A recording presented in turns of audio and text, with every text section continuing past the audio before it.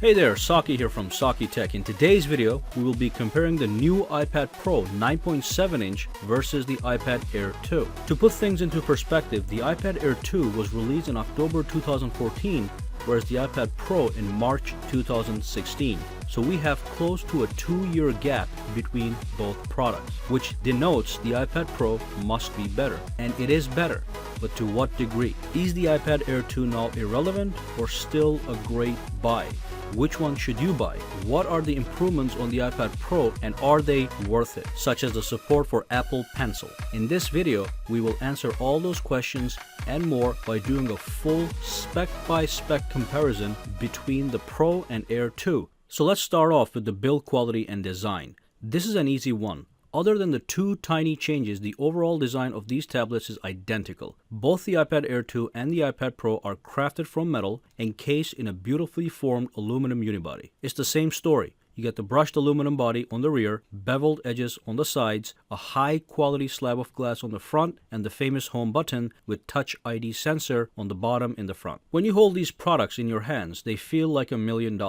And that beautiful, sleek, and polished metal feels fantastic when you hold it. But I do warn you, it is also prone to glide out of your hands onto the floor if you're not careful. You will probably need to buy a case or some sort of protective skin. Now, the two tiny design changes that I mentioned are, number one, that the iPad Pro comes with the new smart connector that supports accessories like the smart keyboard. So you will see those 3 dots on the Pro but not the Air 2. That is the smart connector. Number two, instead of 2 speakers on the bottom like the iPad Air 2, the Pro has a total of 4 speakers, 2 on top and 2 on bottom. And we will dive into the details of these changes in a little bit. For now though, while on the topic of design, let me quickly touch on the subject of dimensions and weight. Surprisingly enough, dimensions are identical. Both the Pro and the Air 2 are 240mm in height, 169.5mm wide, and 6.1mm thick, and they weigh exactly 437 grams. So that's that, and let's move on to the processor and memory. The iPad Pro comes with a 64-bit Apple A9X chip, which is a dual-core processor clocked at 2.16 GHz with 2 GB of RAM, whereas the iPad Air 2 comes with the A8X chip, a tri-core processor clocked at 1.5 GHz with 2 GB of RAM. A9X chip is obviously faster than the A8X chip, so let's do some benchmarks to see what the difference in performance is.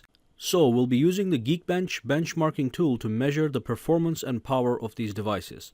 Let's first clear all the background tasks before launching the test, and then we will fast forward to the end of the test to inspect the results.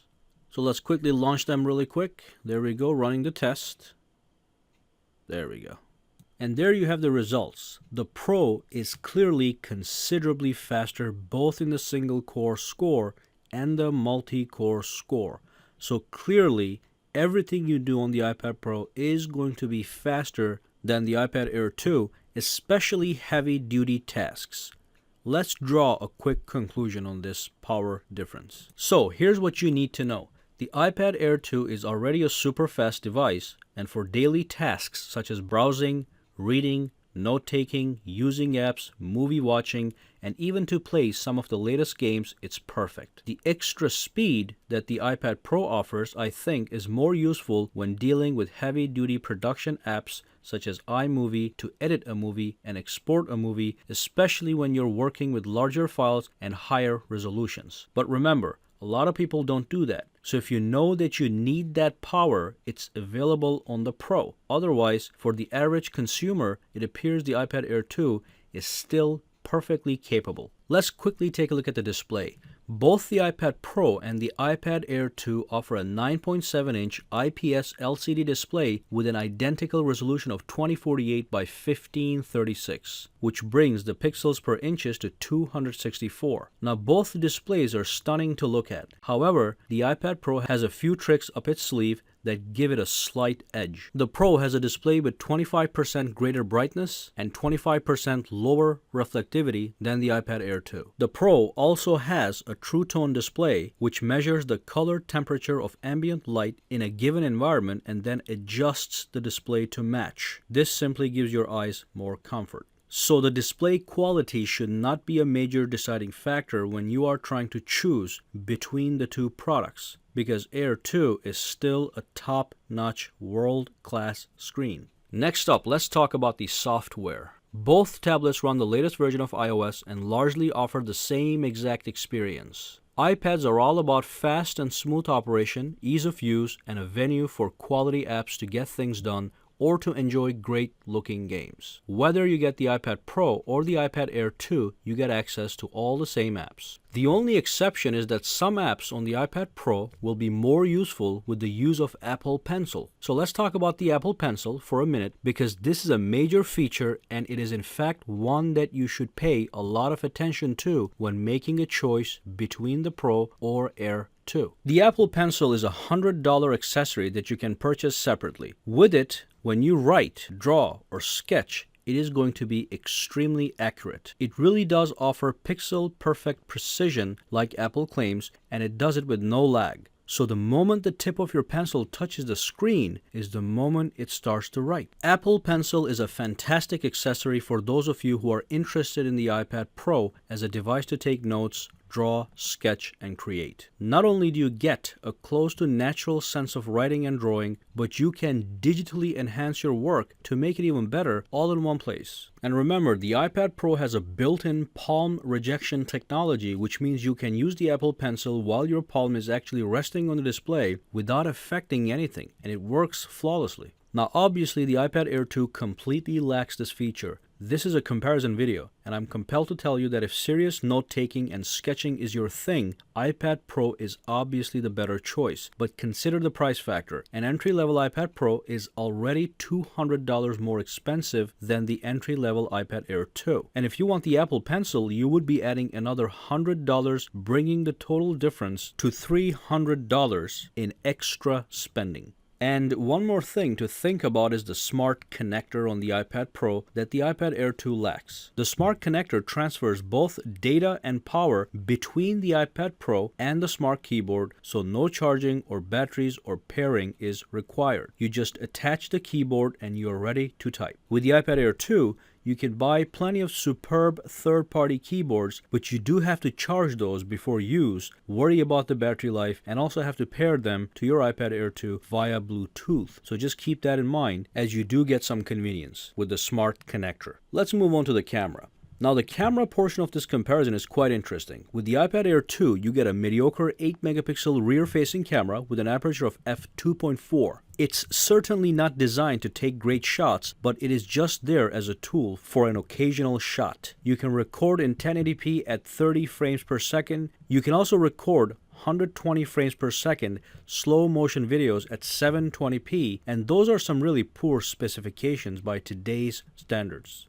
Now the Pro, in a quite interesting turn of events, happens to have a fantastic 12-megapixel camera with an aperture of f2.2. Not only does it have an advanced image processor for crisp, clear shots, it also allows you to record in 4K at 30 frames per second, 1080p at 60 or 30 frames per second, and you can record 240 frames per second slow motion videos at 720p. Finally, the iPad Pro offers what's called cinematic video stabilization, which delivers smooth and stable video without the usual stutter you would get due to shaky hands. The camera is almost as good as an iPhone 6s camera, and those are some impressive features on a tablet. Now, I don't really use cameras on a tablet too often, and a better camera won't sway me too much, but it's nice to have the luxury of a good camera on a tablet for once, just in case one has to do some high-level photo or video work. Additionally, you get to use a 9.7-inch screen as a viewfinder, which is fantastic for some pro work. However, I wouldn't put too much emphasis on this category when making a decision unless this is something you have been waiting for all your life. Now let's move on to the speakers. It is important to mention that the iPad Pro comes with 4 total high-fidelity speakers that will produce twice as much sound as the iPad Air 2. This is great for people who consume tons of media, especially movies, games, and music. You will certainly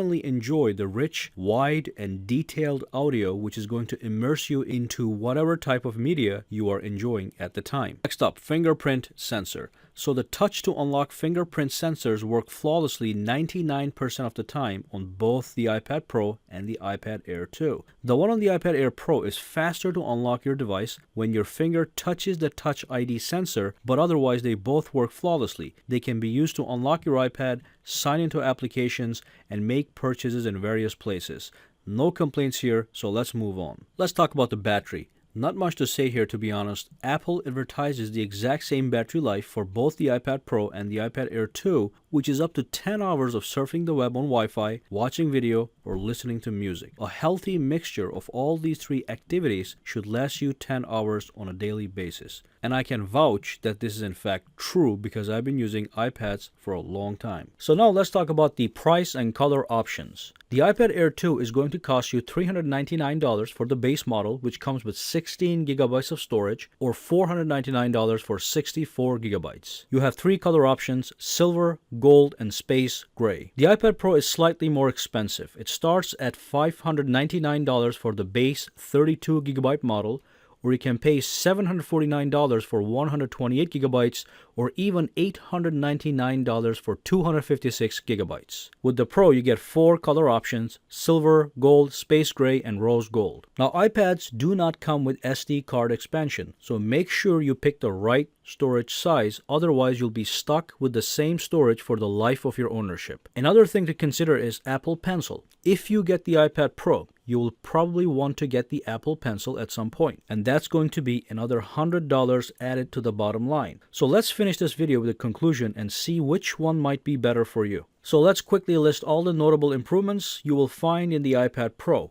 Number 1, faster processor and graphics performance. Number 2, a considerably better 12 megapixels iSight camera. Number 3, ability to purchase a fantastic accessory for precision drawing, sketching, and writing, the Apple Pencil. And number 4, superior speakers. And that's all the major and notable improvements. There are other things like the addition of the smart connector so you can purchase the smart keyboard. However, like I said earlier, you can buy any number of third-party keyboards for the iPad Air 2. So basically, we have a lightning-fast iPad Pro that will be able to handle desktop-class tasks such as easily and smoothly editing 4K footage right on your iPad Pro. And the addition of the Apple Pencil allows for pixel-perfect note-taking and drawing that closely resembles writing and drawing on a piece of real paper, with the added benefit of being able to digitally enhance your creations.